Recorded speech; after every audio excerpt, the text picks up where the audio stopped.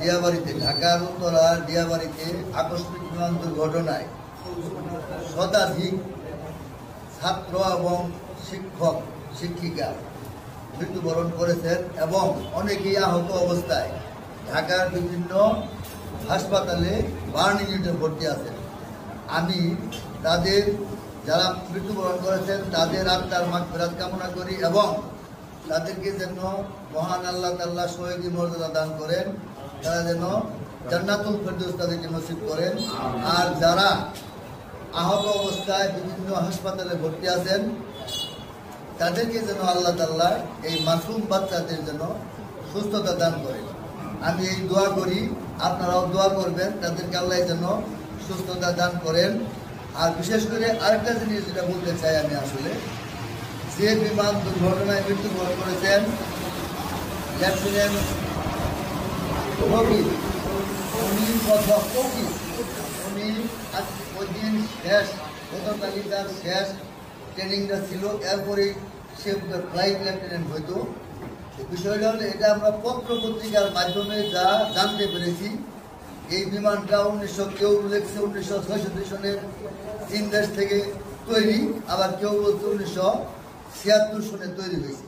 কারণ এই বিমানটা আসলে চলার উপযোগী কিনা এটা আসলে আমাদের জানা নেই।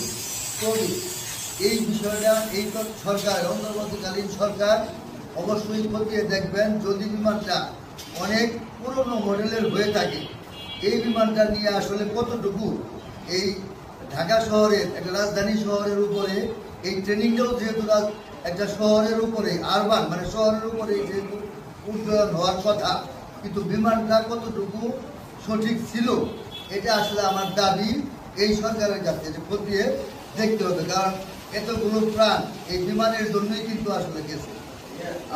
আমি যতটুকু পত্র পত্রিকার মাধ্যমে জানতে পেরেছি, এই তৌকির রাইট লেফটেন্যান্ট তৌকির উনি কিন্তু নিজের জীবন বিসর্জন দিয়েছে শুধু অনেকগুলো ছেলেকে বাঁচানোর জন্য, যার দরুন সে মারা গেছে। কিন্তু তাহলে যদি প্যারাশুটটা নামায় সে যদি নামে পড়তেন তাহলে কিন্তু সে হয়তো বাঁচতেন, কিন্তু ক্ষয়ক্ষতির পরিমাণ মৃতের সংখ্যা আর অনেক বেশি হচ্ছে। তাই আমি তার মাগফিরাত কামনা করি। এরকম দুর্ঘটনা যাতে আমাদের এই দেশে আর না হয়। যারা এর সাথে জড়িত, এই বিমান কেন পুরনো বিমান দিয়ে তাকে উঠানো হইল, এটা যদি আমরা খতিয়ে যাতে দেখার পরে যাতে এরকম দুর্ঘটনা যাতে আর ভবিষ্যতে বাংলাদেশে না হয়, এটা হলো আমার এই অন্তর্বর্তীকালীন সরকারের মধ্যে আমার সবাইকে ধন্যবাদ।